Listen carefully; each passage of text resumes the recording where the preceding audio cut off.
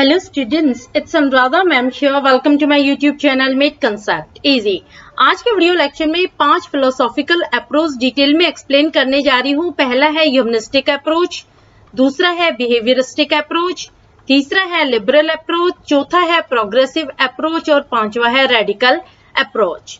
देखो ये पांचों ही फिलोसॉफिकल अप्रोचेस बहुत इंपॉर्टेंट है आपके NTA, UGC, net, adult education के एग्जाम के लिए, क्योंकि इन पांचों में से डेफिनेटली आपके एग्जाम में क्वेश्चन पूछा जाता है। तो आज के वीडियो लेक्चर में मैं आपको इन पांचों के मीनिंग, पांचों के टीचर एंड लर्नर रोल, पांचों के टीचिंग मेथड्स एंड पांचों के प्रोपोनेंट्स डिटेल में एक्सप्लेन करूंगी। इसलिए पूरा वीडियो लेक्चर स्टार्टिंग से एंड तक फुल कंसंट्रेशन के साथ देखना, ताकि इन पांचों ही फिलोसॉफिकल अप्रोचेस से रिलेटेड जो भी आपकी क्वेरीज हो, जो भी आपके डाउट्स हो, वो क्लियर हो जाएं। पहला है ह्यूमनिस्टिक, दूसरा है बिहेवियरिस्टिक, तीसरा है लिबरल, चौथा है प्रोग्रेसिव और पांचवा है रेडिकल। तो सबसे पहले मैं लेती हूँ humanistic approach. The humanistic adult education philosophy focuses on personal growth and development. देखो ह्यूमनिस्टिक फिलोसॉफी का क्या मानना है कि ह्यूमन बीइंग मल्टी टैलेंटेड होता है, उसके अंदर बहुत सारी कैपेबिलिटीज होती हैं, बहुत सारी एबिलिटीज होती हैं। अपने टैलेंट को यूज करके वो अपना पर्सनल ग्रोथ और पर्सनल डेवलपमेंट करता है। एक ह्यूमन का गोल ओरिएंटेड बिहेवियर होता है। गोल ओरिएंटेड बिहेवियर के लिए वो सेल्फ मोटिवेटेड होता है, यानी जब भी आप कोई काम कर रहे हैं तो किसी ना किसी गोल के लिए कर रहे हैं, किसी ना किसी एम को अचीव करने के लिए कर रहे हैं। और जब आप अपना एम अचीव कर लेते हैं, अपना गोल अचीव कर लेते हैं, तो आपका पर्सनल ग्रोथ और पर्सनल डेवलपमेंट होता है। क्योंकि पर्सनल ग्रोथ और पर्सनल डेवलपमेंट तभी अचीव किया जा सकता है जब ह्यूमन के बेस्ट एफर्ट्स होते हैं। जब आप अपना बेस्ट कंट्रीब्यूट करेंगे तो आपका पर्सनल ग्रोथ और पर्सनल डेवलपमेंट होगा। क्लियर? तो ह्यूमनिस्टिक फिलोसॉफी आपको समझ में आ गई। जो ह्यूमनिस्टिक फिलोसॉफी है ये स्ट्रेस करती है पर्सनल ग्रोथ और पर्सनल डेवलपमेंट पर। Next point is educator facilitates learning but does not direct learning process as learner is highly motivated and self directed, they act as partners. देखो जो humanistic approach है इसमें जो educator होता है, जो टीचर होता है, वो एक फैसिलिटेटर का रोल प्ले करता है, यानी वो लर्निंग प्रोसेस का कोऑर्डिनेटर होता है, ऑर्गेनाइजर होता है, प्लानर होता है। लेकिन वो कभी भी लर्निंग प्रोसेस को डायरेक्ट नहीं करता, यानी वो कभी भी लर्निंग प्रोसेस में इंस्ट्रक्शंस नहीं देता, कभी भी वो as a authority role play नहीं करता। क्योंकि यहाँ पर जो लर्नर है वो हाईली मोटिवेटेड है और सेल्फ डायरेक्टेड है, यानी जो लर्नर है यहाँ पर वो फुली एक्टिव है, वो बहुत ज्यादा मोटिवेटेड है, इंट्रिंसिकली मोटिवेटेड है, उसको सेल्फ डायरेक्शंस मिली हुई है, यानी उसे पता है कि उसे लाइफ में क्या करना है, कैसे करना है और कब करना है। वो सेल्फ डायरेक्टेड है, यानी जो डायरेक्शन ले रहा है वो इंट्रिंसिकली ले रहा है। यहाँ पर दोनों एज आ पार्टनर रोल प्ले करते हैं, यानी जो एजुकेटर है और लर्नर है वो दोनों एक दूसरे के पार्टनर है। इस तरह से वो लर्निंग प्रोसेस में रोल प्ले करते हैं। तो समझ आया आपको? यहाँ पर जो एजुकेटर है वो एक फैसिलिटेटर का काम करता है, कोऑर्डिनेटर का काम करता है, और जो लर्नर है वो बहुत ज्यादा एक्टिव है, बहुत ज्यादा स्मार्ट है, वो हाईली मोटिवेटेड है और सेल्फ डायरेक्टेड है। तो यहाँ पर वो जो इंस्ट्रक्शंस होती है वो सेल्फ से इंस्ट्रक्शंस लेता है और अपनी लर्निंग के लिए वो खुद ही रिस्पॉन्सिबल होता है। Clear? Next point is teaching methods include team teaching, group discussion, human potential workshops and discovery method. देखो जो ह्यूमनिस्टिक अप्रोच है इसमें कौन कौन से मेथड्स यूज किए जाते हैं। सबसे पहला मेथड है टीम टीचिंग, दूसरा है ग्रुप डिस्कशन, तीसरा है ह्यूमन पोटेंशियल वर्कशॉप और चौथा है डिस्कवरी मेथड। आपको टीचिंग मेथड्स हर अप्रोच के ध्यान रखने होंगे, क्योंकि एग्जाम में क्वेश्चन कैसे आता है कि आपको टीचिंग मेथड्स दे देंगे और सामने आपको सारी जो भी फिलोसॉफिकल अप्रोचेस हैं वो सारे लिख देंगे और आपको मैच करना होगा कि बताओ ये जो टीचिंग मेथड्स है किस पर्टिकुलर फिलोसॉफी से मैच करते हैं। तो टीचिंग मेथड्स आपको क्लियर होने चाहिए, क्योंकि हर फिलोसॉफी में अलग अलग टीचिंग मेथड्स यूज किए जाते हैं। तो जो ह्यूमनिस्टिक अप्रोच है इसमें team teaching, group discussion, human potential workshop and discovery method use किए जाते हैं। Learner learns for successful growth with the ultimate goal of self actualization. देखो जो ह्यूमनिस्टिक अप्रोच है इसमें अल्टीमेट गोल है सेल्फ एक्चुअलाइजेशन। सेल्फ एक्चुअलाइजेशन क्या होता है कि आप अपने रियल सेल्फ से आइडियल सेल्फ तक पहुंचना चाहते हैं, वो होता है सेल्फ एक्चुअलाइजेशन। रियल सेल्फ क्या होता है? जो आपकी प्रेजेंट सिचुएशन है, यानी एट प्रेजेंट आप कहाँ खड़े हैं, क्या आपकी पोजीशन है और आप क्या लाइफ में अचीव करना चाहते हैं, वो होगा आपका आइडियल सेल्फ। जैसे आप इस टाइम पढ़ाई कर रहे हैं, आप एक लर्नर है, तो लर्नर क्या है? रियल सेल्फ है। और आप लाइफ में प्रोफेसर बनना चाहते हैं तो प्रोफेसर हो जाएगा आपका आइडियल सेल्फ। तो ह्यूमनिस्टिक अप्रोच का जो अल्टीमेट गोल होता है, जो मेन ऑब्जेक्टिव होता है, वो होता है टू अचीव सेल्फ एक्चुअलाइजेशन। और सेल्फ एक्चुअलाइजेशन अचीव करने के लिए जो लर्नर है वो अपने बेस्ट एफर्ट्स देता है, अपना हाईएस्ट पोटेंशियल यूज करता है ताकि वो सेल्फ एक्चुअलाइजेशन अचीव कर सके। देखो जो सेल्फ एक्चुअलाइजेशन का कंसेप्ट है ये मैंने आपको मैस्लोज नीड हायरार्की थ्योरी में डिटेल में एक्सप्लेन किया है कि किस तरह से ह्यूमन बीइंग मोटिवेटेड होता है अपनी नीड्स को सेटिस्फाई करने के लिए। और जो सेल्फ एक्चुअलाइजेशन नीड है ये है टॉप मोस्ट नीड, जिसे ह्यूमन बीइंग अचीव करना चाहता है अपना हाईएस्ट पोटेंशियल यूज करके। Here, next point is Rogers, Maslow and Knowles are proponents of humanistic philosophy. देखो ह्यूमनिस्टिक फिलोसॉफी के जो मेन प्रोपोनेंट्स है वो है रोजर्स, मैस्लो एंड नोल्स। इन तीनों के नाम आपको अच्छे से ध्यान रखने हैं क्योंकि ये ह्यूमनिस्टिक फिलोसॉफी से रिलेटेड है। जो ह्यूमनिस्टिक फिलोसॉफी के सपोर्टर हैं वो है Roger, Maslow and Knowles. Proponent से रिलेटेड भी क्वेश्चन आपके एग्जाम में डेफिनेटली पूछा जाता है। देखो जो 5 फिलोसॉफी है इनमें से एक फिलोसॉफी से रिलेटेड जरूर आपके एग्जाम में क्वेश्चन पूछा जाएगा, इसलिए आप जो प्रोपोनेंट्स हैं इनके नाम अच्छे से क्लियर कर लेना क्योंकि हर फिलोसॉफी के अलग अलग प्रोपोनेंट्स हैं। तो ह्यूमनिस्टिक फिलोसॉफी के प्रोपोनेंट्स है Rogers, Maslow and Knowles. Clear? अब मैं आपको बता रही हूँ second philosophy that is behaviorist. Behaviorist adult education philosophy emphasizes the importance of environment and changing behavior. देखो जो behaviorist हैं इनका मानना है कि ह्यूमन के बिहेवियर में जो चेंजेस होते हैं वो एक्सटर्नल एनवायरनमेंट की वजह से होते हैं। हमारे एनवायरनमेंट में जो स्टिमुलाई प्रेजेंट होता है उसकी वजह से ही ह्यूमन के बिहेवियर में चेंजेस आते हैं। तो ह्यूमन का बिहेवियर हमेशा स्टिमुलस से अफेक्ट होता है। जब तक एनवायरनमेंट में स्टिमुलस नहीं है उसके बिहेवियर में चेंज नहीं होगा।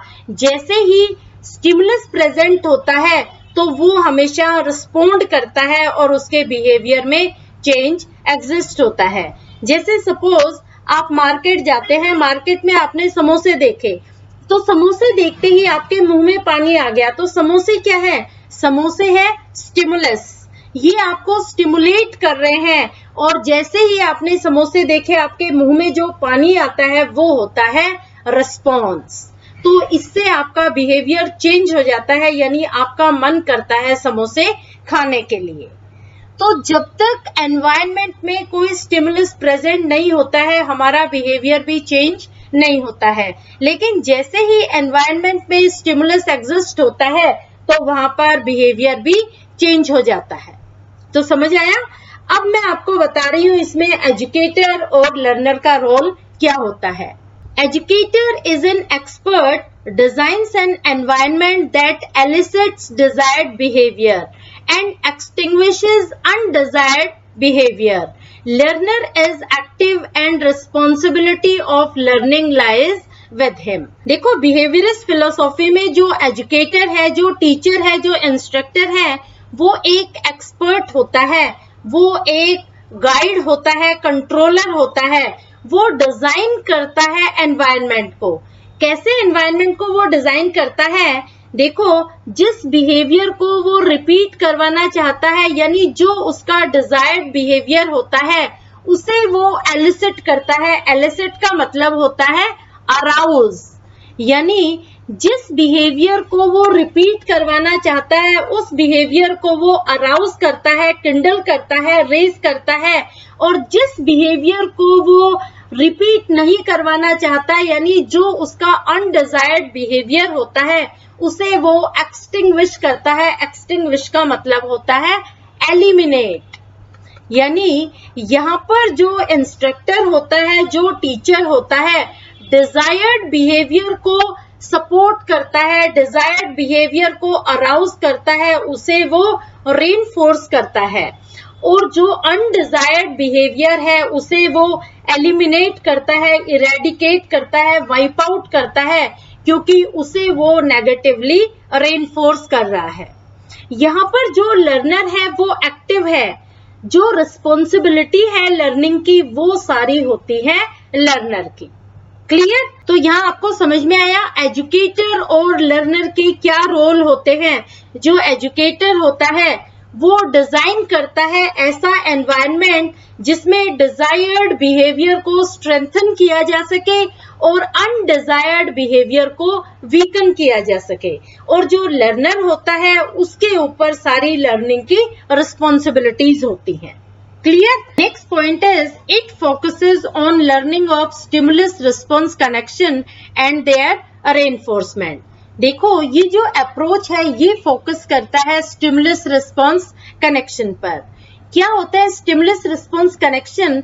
देखो, जब एनवायरनमेंट में स्टिमुलस एग्जिस्ट होगा तभी रिस्पॉन्स एग्जिस्ट होगा, अदरवाइज रिस्पॉन्स नहीं आएगा। क्या होता है स्टिमुलस? कोई भी ऐसी चीज जो हमारे अंदर एक्शन, इमोशन और इंटरेस्ट डेवलप करती है, वो होती है स्टिमुलस। और रिस्पॉन्स क्या होता है? रिस्पॉन्स होता है हमारा रिएक्शन, यानी उस चीज को देखकर हम कैसे रिएक्ट करते हैं, वो होता है रिस्पॉन्स। जैसे ही हमने शेर को देखा हम डर गए, तो शेर क्या है? शेर है स्टिमुलस, और रिस्पॉन्स क्या है? हमारा डर, हमारा इमोशन। कोई भी ऐसी चीज जो हमारे अंदर एक्शन डेवलप करती है, इमोशन डेवलप करती है, इंटरेस्ट डेवलप करती है, वो होता है स्टिमुलस। और उस स्टिमुलस की वजह से जो हम रिएक्ट करते हैं वो होता है रिस्पॉन्स। समझ आया? तो स्टिमुलस और रिस्पॉन्स, इन दोनों के बीच में एक स्ट्रॉन्ग कनेक्शन होता है, क्योंकि जब तक स्टिमुलस नहीं होगा तब तक रिस्पॉन्स नहीं होगा, और जब तक रिस्पॉन्स नहीं होगा तो हमारे बिहेवियर में कोई चेंजेस नहीं आएंगे। तो हमारे बिहेवियर में जो चेंजेस होते हैं वो होते हैं रिस्पॉन्स की वजह से, और रिस्पॉन्स होता है स्टिमुलस की वजह से। Clear? And there reinforcement, reinforcement दोनों तरह से किया जाता है, पॉजिटिवली भी और नेगेटिवली भी। जिस बिहेवियर को हम स्ट्रेंथन करना चाहते हैं वहां पर पॉजिटिव रेनफोर्समेंट होता है, और जिस बिहेवियर को वीकन करना चाहते हैं वहां पर नेगेटिव रेनफोर्समेंट होता है। क्लियर? तो आपको समझ में आ गया कि ये जो अप्रोच है, ये जो फिलोसॉफी है, ये फोकस करती है stimulus response connection and there reinforcement पर। Next point is methods of teaching include programmed instruction, computer guided instruction and competency based education programs. तो ये टीचिंग मेथड्स है जो यूज किए जाते हैं बिहेवियरिस्टिक फिलोसॉफी में। कौन से हैं? Programmed instructions, computer guided instruction and competency based education program. Next point is Ivan Pavlov, John Watson, B.F. Skinner and Thorndike are proponent of behavioristic philosophy. इस फिलोसॉफी के 4 मेन प्रोपोनेंट है। कौन कौन से हैं? Ivan Pavlov, John Watson, B.F. Skinner and Thorndike. Clear? अब मैं आपको बता रही हूँ liberal philosophy. The liberal perspective values acquisition of knowledge, information and wisdom. देखो, जो लिबरल अप्रोच है, जो लिबरल पर्सपेक्टिव है, ये ह्यूमन के माइंड को, ह्यूमन की इंटेलेक्चुअल पावर को डेवलप करना चाहता है, उनकी नॉलेज, उनकी इंफॉर्मेशन और विजडम को ये एनहेंस करना चाहता है। इसमें जो एजुकेटर और लर्नर का रोल है वो क्या है? The educator is an expert transmitter of knowledge who directs learning process with authority. Learner is rational to use their powerful mind to absorb new knowledge. देखो, यहाँ पर जो एजुकेटर है वो एक एक्सपर्ट का रोल प्ले करता है, वो ट्रांसमिट करता है नॉलेज को, यानी वो लर्नर को नॉलेज प्रोवाइड करता है, पूरे लर्निंग प्रोसेस को वो डायरेक्ट करता है, यानी यहाँ पर वो कंट्रोलर है लर्निंग प्रोसेस का, वो ऑर्गेनाइजर है, वो एक अथॉरिटेरियन का रोल प्ले करता है, यानी यहाँ पर वो इंस्ट्रक्टर है, जो भी वो इंस्ट्रक्शंस देगा, डायरेक्शंस देगा, वो लर्नर को फॉलो करनी होगी। जो लर्नर है वो भी रैशनल है, वो अपने माइंड को पावरफुली यूज करता है नई नॉलेज एक्वायर करने के लिए, नई नॉलेज एब्जॉर्ब करने के लिए। तो समझ आए एजुकेटर और लर्नर के रोल। जो एजुकेटर है, इंस्ट्रक्टर है, वो यहाँ पर एक अथॉरिटी है, वो एक एक्सपर्ट है, वो नॉलेज को ट्रांसमिट करता है, और जो लर्नर है वो रैशनल है, वो समझदार है, अपने माइंड को पावरफुली यूज करता है नई नॉलेज एब्जॉर्ब करने के लिए। Clear? Next point is teaching methods include lecture method, discussion method and study groups. देखो, जो लिबरल अप्रोच है, इसमें जो इंस्ट्रक्टर है वो पूरे लर्निंग प्रोसेस को डायरेक्ट करता है, तो वो यहाँ पर लेक्चर मेथड यूज करता है, डिस्कशन मेथड यूज करता है और स्टडी ग्रुप मेथड यूज करता है। तो ये 3 मेथड है जो लिबरल फिलोसॉफी में यूज किए जाते हैं। Next point is it develops moral attributes, intellectual power, spiritual and aesthetic sense of individual. देखो, जो लिबरल फिलोसॉफी है, इसमें इंडिविजुअल की 4 वैल्यूज डेवलप की जाती है। पहली है मॉरल एट्रीब्यूट्स, दूसरी है इंटेलेक्चुअल पावर, तीसरी है स्पिरिचुअल सेंस और चौथी है एस्थेटिक सेंस। तो यहाँ पर लर्नर की 4 वैल्यूज डेवलप करना ही लिबरल फिलोसॉफी का मेन एम है। तो लिबरल फिलोसॉफी इंडिविजुअल की 4 वैल्यूज डेवलप करती है। पहली है मॉरल एट्रीब्यूट्स, दूसरी है इंटेलेक्चुअल पावर, तीसरी है स्पिरिचुअल पावर और चौथी है एस्थेटिक सेंस। क्लियर? ये इसका मेन एम कंसिडर किया जाता है लिबरल अप्रोच का। Next point is Socrates, Plato and पियाजे are proponents of liberal adult education philosophy. Liberal adult education philosophy के जो प्रोपोनेंट्स है वो है सोक्रेट्स, प्लेटो एंड पियाजे। तो इन तीनों के नाम आपको ध्यान रखना है, क्योंकि ये तीनों लिबरल एडल्ट एजुकेशन फिलोसॉफी के प्रोपोनेंट है, सपोर्टर हैं। कौन है?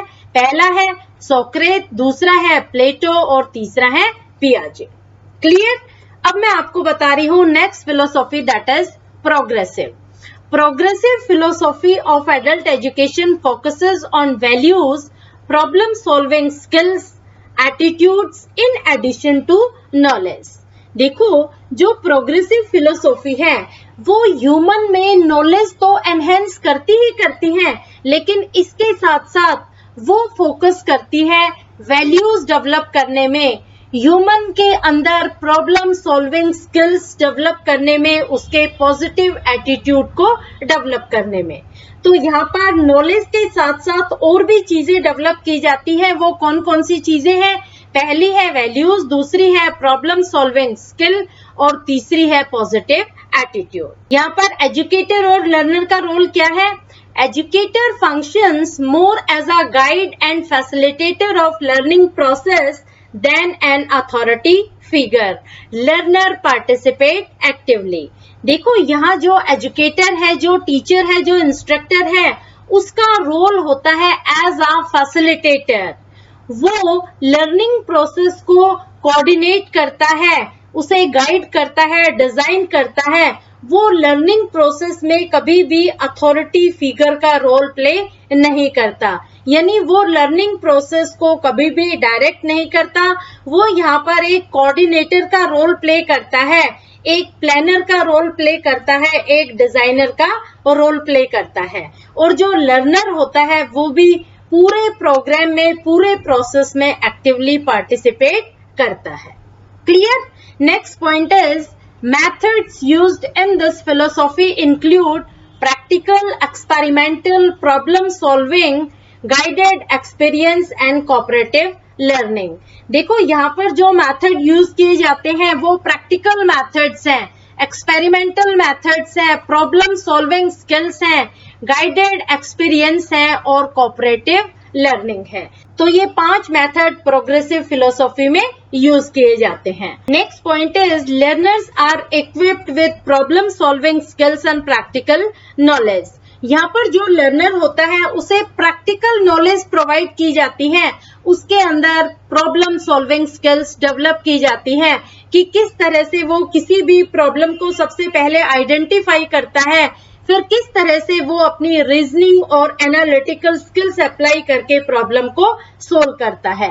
तो यहाँ पर रियल लाइफ सिचुएशन में उसे प्रैक्टिकल नॉलेज प्रोवाइड की जाती है, उनकी प्रॉब्लम सॉल्विंग स्किल्स को इक्विप किया जाता है, उन्हें डेवलप किया जाता है। Next point is Spencer, Dewey and Lindeman are proponent of progressive philosophy. इस फिलोसॉफी के 3 प्रोपोनेंट है, पहला है स्पॉन्सर, दूसरा है डेवी और तीसरा है लिंडमैन। इन तीनों के नाम आपको ध्यान रखने हैं, ये तीनों प्रोग्रेसिव फिलोसॉफी के प्रोपोनेंट है। Clear? And last philosophy is radical. The radical adult education philosophy promotes social, political and economical reforms through education. देखो जो रेडिकल अप्रोच है इसमें ये माना जाता है कि सोशल, पॉलिटिकल और इकोनॉमिक चेंजेस लाए जा सकते हैं एजुकेशन के थ्रू। तो ये स्ट्रेस करती है एजुकेशन को ताकि सोशल, पॉलिटिकल और इकोनॉमिक रिफॉर्म्स लाई जा सके। इसमें टीचर और लर्नर का रोल क्या होता है? Teacher is the coordinator of the class, make suggestion and students are expected to work more independently. देखो जो टीचर होता है, जो इंस्ट्रक्टर होता है, वो एक कोऑर्डिनेटर का काम करता है, वो एक फैसिलिटेटर का काम करता है, डिजाइनर का काम करता है, वो सजेशंस देता है और स्टूडेंट्स से ये एक्सपेक्ट किया जाता है कि वो ज्यादा से ज्यादा काम इंडिपेंडेंटली करेंगे। Next point is it embraces the concept of D schooling. देखो डी स्कूलिंग और नॉन कंपल्सरी एजुकेशन ये बहुत इंपॉर्टेंट कंसेप्ट है, ये दिया था इवान इलीच ने। ये आपको पता होना चाहिए, इवान इलीच ने कहा था कि एजुकेशन में जब सोशल और इकोनॉमिक एक्सप्लॉयटेशन बढ़ जाता है तो लोग डी स्कूलिंग करते हैं। डी स्कूलिंग का मतलब होता है स्कूल छोड़ना, यानी वो होम स्कूलिंग की तरफ अट्रैक्टेड हो जाते हैं। इकोनॉमिक एक्सप्लॉयटेशन कैसे होता है? जैसे देखो सपोज स्कूल में फीस बहुत ज्यादा बढ़ा दी। सोशल एक्सप्लॉयटेशन जैसे डिस्क्रिमिनेशन होता है, इनइक्वालिटी होती है।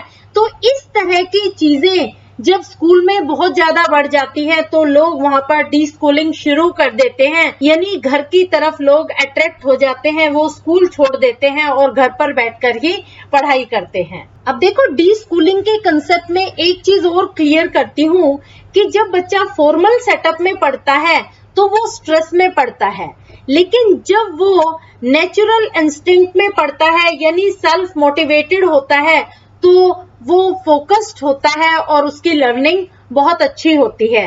तो इस वजह से भी डी स्कूलिंग होती है कि बच्चे फॉर्मल सेटअप में नहीं पढ़ना चाहते, वो एक फ्री एनवायरनमेंट में लर्निंग करना चाहते हैं। Clear? Next point is effective teaching methods are putting people in real life situation and exposure to media. इसमें जो टीचिंग मेथड्स यूज किए जाते हैं वो है लोगों को रियल लाइफ सिचुएशन में डालना और मीडिया के सामने एक्सपोज करना।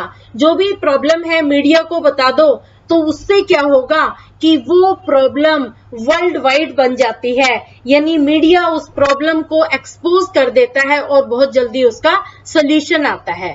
जैसे करप्शन है, इनइक्वालिटी है जो पुअर लोगों के साथ किया जाता है, डिस्क्रिमिनेशन है। तो इस तरह की रियल लाइफ सिचुएशन अगर मीडिया के सामने एक्सपोज की जाती हैं तो बहुत जल्दी उनका सॉल्यूशन फाइंड आउट होता है। Clear? Next point is Holt, Freire and Illich are proponent of radical adult education philosophy. और इस फिलोसॉफी के जो प्रोपोनेंट है वो है होल्ट, फ्रेयर एंड इलीच।